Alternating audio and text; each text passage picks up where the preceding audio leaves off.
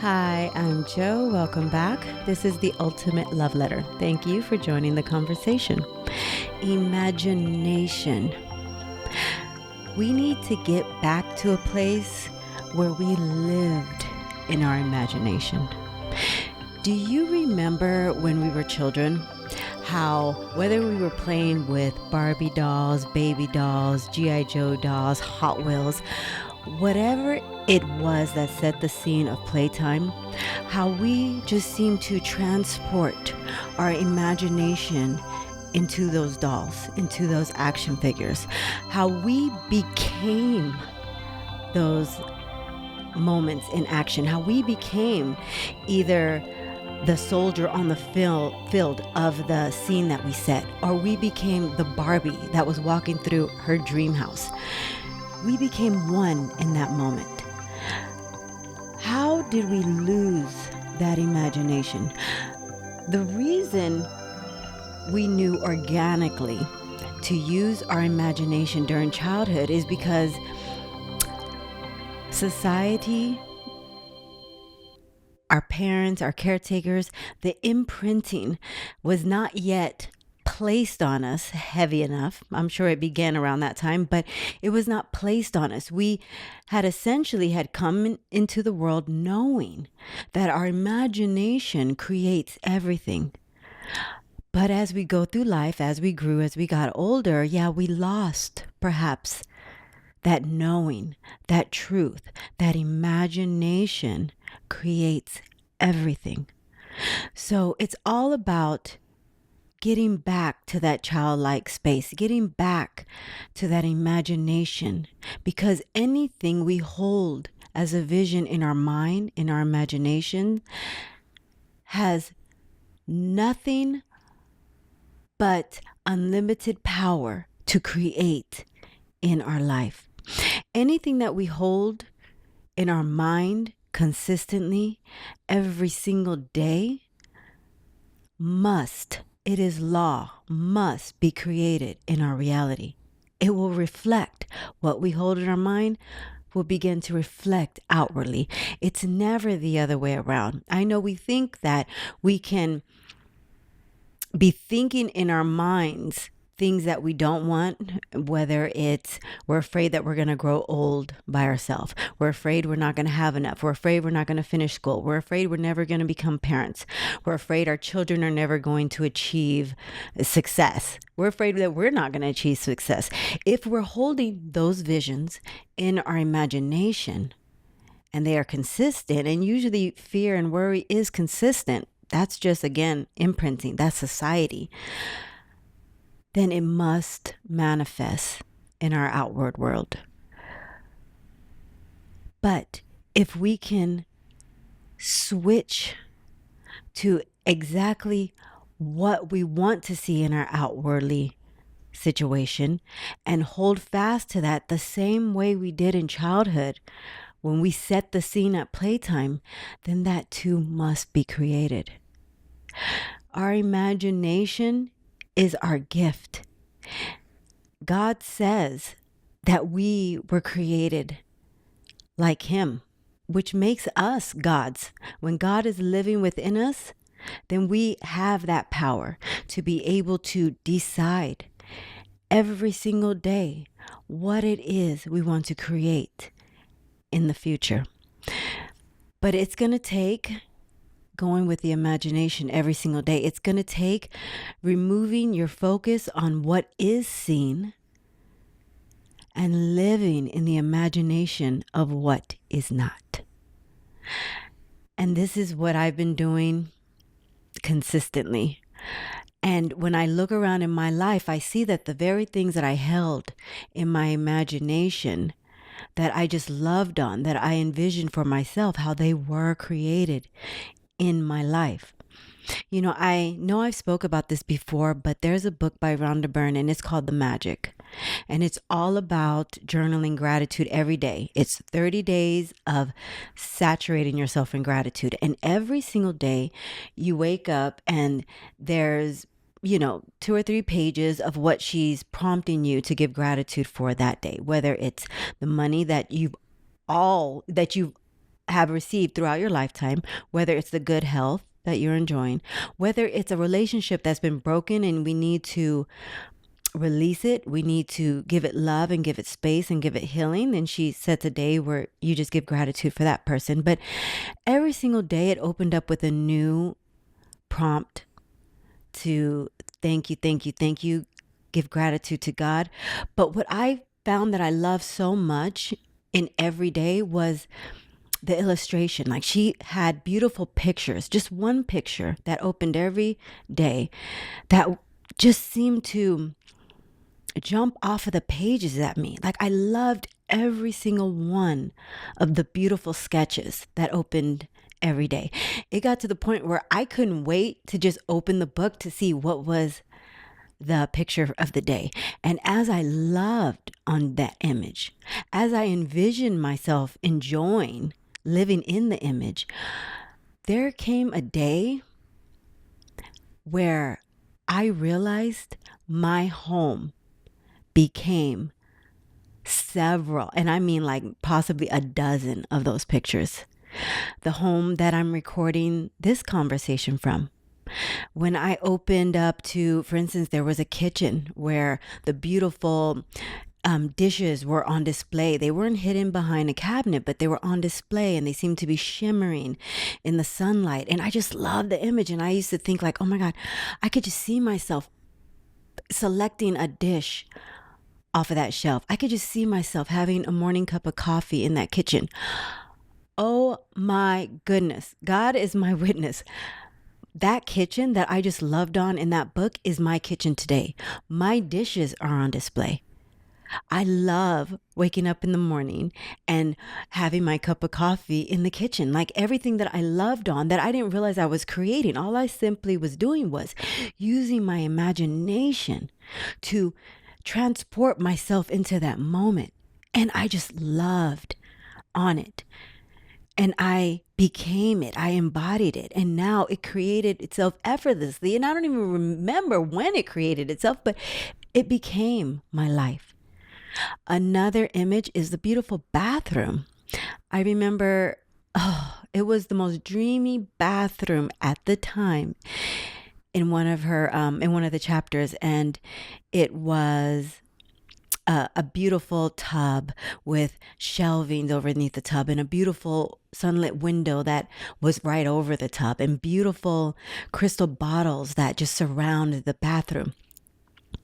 I can't make this up, but that bathroom is the bathroom I have right now. It is exactly that. I have a tub separate from the shower. I have beautiful shelves right above my tub. There's a window right above my tub with a beautiful chandelier hanging over it. My bathroom is lined with beautiful crystal vases and perfume bottles.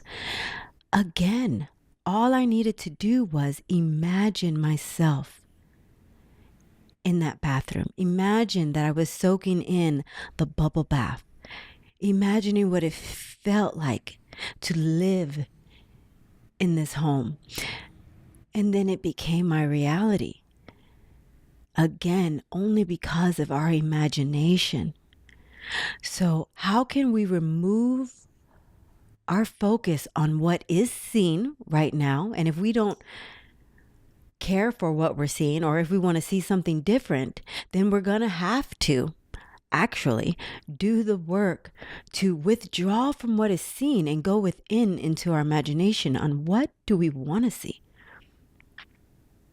And that's going to look like several different things. Yes, we should be sitting at least 5 minutes a day. Just close our eyes and envision what we want to see, what we want our life to look like. That is definitely the work to be done every single day. Every single day. I don't care if you say you don't have 5 minutes, you owe it to yourself to allow give yourself permission right now to give yourself at least 5 minutes to just go into that playtime. What do you want out of life? If it is a new promotion, see yourself enjoying the fruits of that new promotion. What does the office look like? Who are you meeting now? What does the money feel like that you're now making? How are you dressed? Go into that space 5 minutes every single day. But then here's the thing. When you come out of that 5 minutes, go into, yes, the real world as that person right now.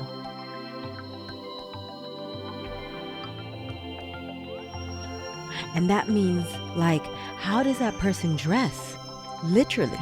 Are they wearing suits? Well, then perhaps you spend your day in a suit. Or if you can't wear a suit, are they carrying a laptop bag? Carry your laptop with you. Do you envision in your imagination that with this promotion you're having lunch at the finest restaurants? Well, possibly you go and you have lunch at the fine restaurant. You have to use your imagination, yes, within your mind, in your quiet time. But I'm going to say you must take it a step further. When you come out of that meditation, out of that imagination, the imagination is carried into your reality. You begin to live like that person. If your dream is to be a famous actor, then what does that look like? Is paparazzi following you? I'm going to say this to you who wants to blow up and be world famous. I know I do. And I know that's my destiny. But if paparazzi is following you, what does that look like? Are you wearing hats and shades? And so you're ducking, no photos? Well, then perhaps you go out and you wear hats and shades. Yes, it's that serious. That is your imagination at play. That is you living and breathing and embodying the person you want to be right now. Some people will call it faking it to make it, but no. It's imagination. It's being it right now. It's embodying that image. God knows all my dreams, and God has already promised the destiny prayers over my life, and it involves wealth, extreme wealth. I woke up the other day, or I'll say it differently. God woke me up the other day and told me, wake up, abundance awaits. And it is everything I've been hearing God say over my life for the last couple months.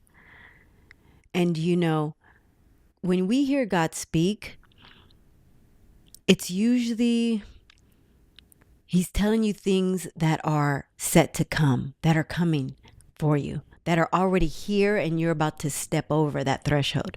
So as He says, wake up, abundance awaits, I was not surprised. I am thankful for the confirmation. He confirms this all the time, but I have done the work. I have been walking and living as I am already abundant. I am very selective in everything.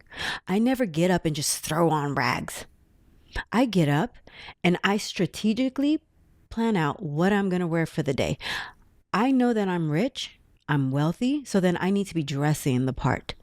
I make sure that I am wearing beautiful clothing that makes me feel wealthy, that makes me reflect how I feel on the inside. Now I can reflect it on the outside.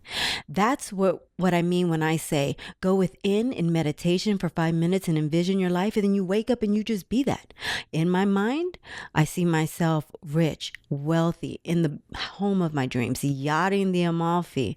I feel that I have it all, that I'm living in God's will, that I'm living in destiny prayers. And as I come out of that meditation, I go to my closet and I select the wardrobes that will match the energy that I have going on within me, that would match the imagination, because that just further enhances it. It amplifies it. Then it has nothing left to do but to be created on the outside, because nothing is misaligned to what you're feeling, what you're saying, and now what you're being. If you're feeling rich, you're seeing it in your mind as rich, and then you wake up out of that state and you're just moving as you're rich, there's only a matter of time where the universal laws will catch up with you and will mirror on the outside what you're feeling on the inside. When I think about being wealthy, that means I'm not worried about when the check comes at a restaurant. I'm not worried about if a girlfriend asks me to have lunch with them. I don't have it. No, I always have it. And that is actually freaking true. I always have it. It doesn't matter what the numbers look like in the bank, I know I got it because God has me. And as I move in that knowing that God has me and that I'm going and doing the things that God has destined over my life, then there will always be enough. But again, the outside can only reflect what we got going on the inside. And our way to change the outside is through our imagination. We knew this as children. We knew this during playtime. And here's the beautiful thing. As we continue to use our imagination, our life will become just like playtime. I set the intention about 4 or 5 years ago that I was retiring myself in 2021. So about 4 years ago, I said, I'm retiring myself. I am retiring myself. And now it feels like I'm retired.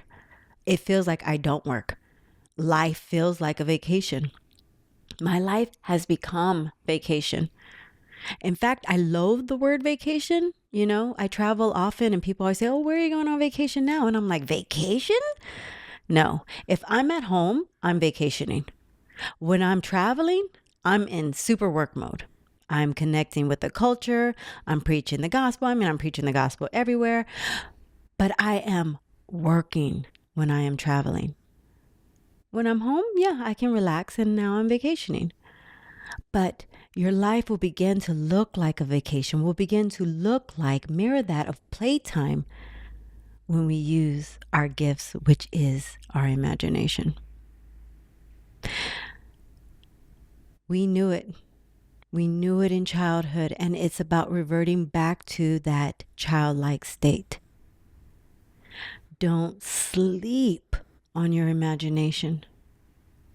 It is creating everything, and it is the single work for us to do when we're out striving, we're out networking, we're out trying to make things happen, we're out posting all kind of things and sending emails. And yes, action is important, but our step one should be to go within.